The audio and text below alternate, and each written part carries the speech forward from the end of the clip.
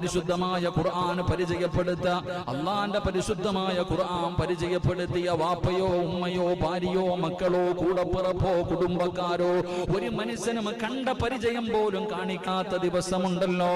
അന്നുമ്മ തന്റെ മുന്നിലൂടെ നടന്നു പോയാലും വാപ്പ തന്നെ കണ്ടാലും പടച്ചവനെ ഒരു മനുഷ്യൻ പോലും തിരിഞ്ഞു നോക്കാത്ത ദിവസമുണ്ടല്ലോ.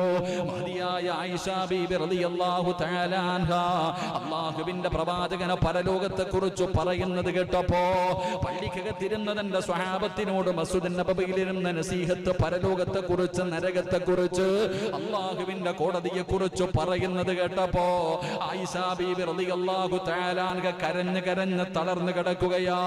റസൂലുള്ളാഹി തങ്ങൾ തന്റെ വീട്ടിലേക്ക് കടന്നു വന്നപ്പോ തന്റെ പ്രിയപ്പെട്ട ഭാര്യ നിലവിളിച്ച് തളർന്നു കിടക്കുന്ന കരഞ്ഞ് കരഞ്ഞ് വല്ലാത്തൊരവസ്ഥയിൽ തളർന്നു കിടക്കുന്ന ഭാര്യയുടെ ചാരത്ത് കടന്നു വന്നു.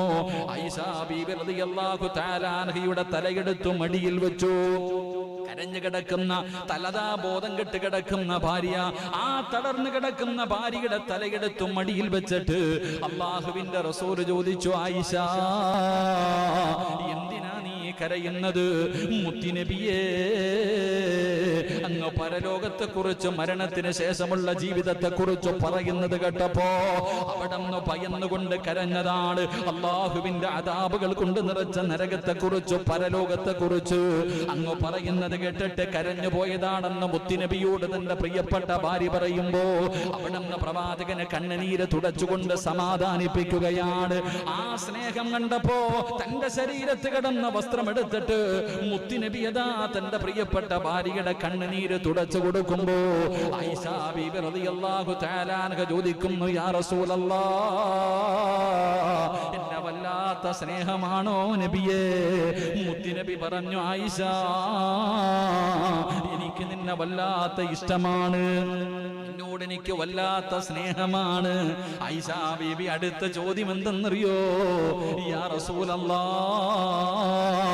അല്ലാഹുവിന്റെ നബിയേ, നാളെ പടച്ച റബ്ബിന്റെ പരലോകത്ത് വെച്ച് എന്നെ കാണുമ്പോ ഈ സ്നേഹം എന്നോട് കാണിക്കുമോ നബിയേ?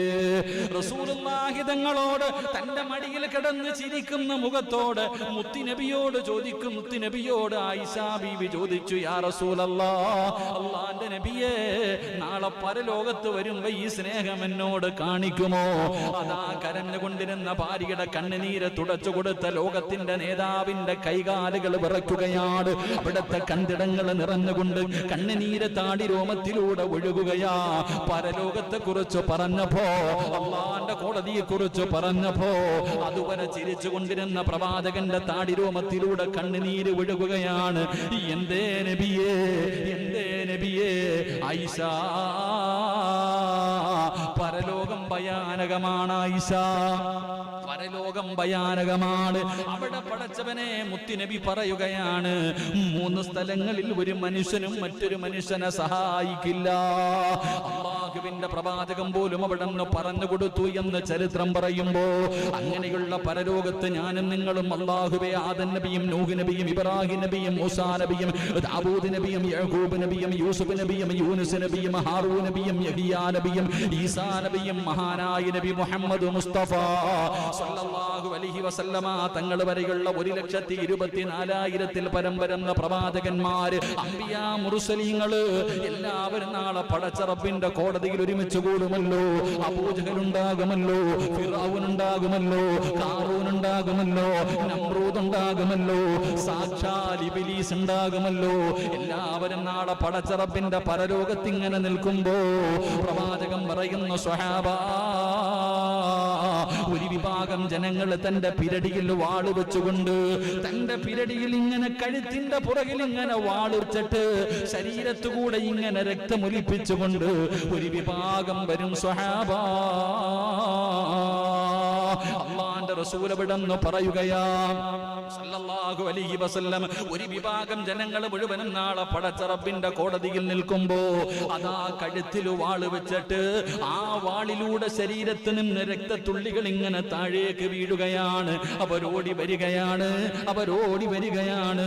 റസൂലുള്ളാഹി തങ്ങൾ പറയുകയാണ്, അതാ രക്തമൊലിപ്പിച്ചുകൊണ്ട് കടന്നു വന്നിട്ട് അതാ പ്രവാചകൻ അവിടെ നിന്ന് പറഞ്ഞു, സ്വഹാബാ, അവരിങ്ങനെ അള്ളാഹുവിന്റെ സ്വർഗത്തിലേക്ക് തിരുതിയിലോടുകയാണ്.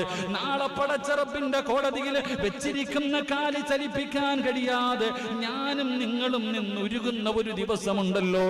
ആ ദിവസം ഖബറിന്റെ അകത്ത് നിന്ന് കഴുത്തിൽ വാള് വെച്ചുകൊണ്ട് അതാ രക്തമൊലിപ്പിച്ചുകൊണ്ട് ഒരു വിഭാഗം ഓടുകയാണ്. അവർ റബ്ബിന്റെ സ്വർഗത്തിലേക്ക്, സ്വർഗത്തിന്റെ കവാടങ്ങൾ കടന്നുകൊണ്ട് അവർക്ക് ഹിജാബിസ വിചാരണയില്ല, ഹിസാബില്ല. അള്ളാഹു അവരോടൊരു ചോദ്യവും ചോദിക്കാതെ അവര് പടച്ച റബ്ബിന്റെ സ്വർഗത്തിലേക്ക് കടന്നു പോകുന്നത് കാണുമ്പോൾ മുത്തുനബി പറയുകയാ, എല്ലാവരും ചോദിക്കുകയാണ്,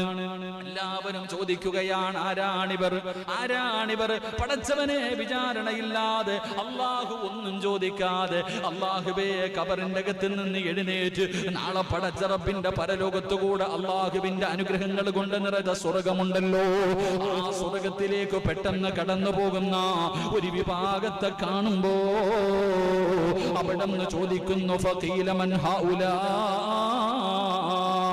ആരാണ് ഈ പോകുന്ന വിഭാഗമാരാ, ആരാ ഈ പോകുന്ന വിഭാഗമാരാ?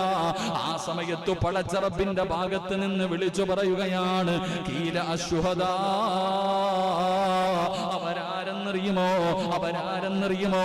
അല്ലാഹുവിന്റെ ദീനിന് വേണ്ടി പോരാടി വീരമൃത്യു വരിച്ച ശുഹദാക്കളുണ്ടല്ലോ. ബദറിലും ഉഹദിലും ഹന്തക്കിലും ഖൈബറിലും തബൂക്കിലും യർമൂക്കിലും പടച്ച റബ്ബിന്റെ തൃപ്തിക്ക് വേണ്ടി അല്ലാഹുവിന്റെ ദീനിന് വേണ്ടി പോരാടി വീരമൃത്യു വരിച്ച ശുഹദാക്കളുണ്ടല്ലോ. അവരാണ് ആദരവായ പ്രവാചകൻ നബി മുഹമ്മദ് മുസ്തഫ.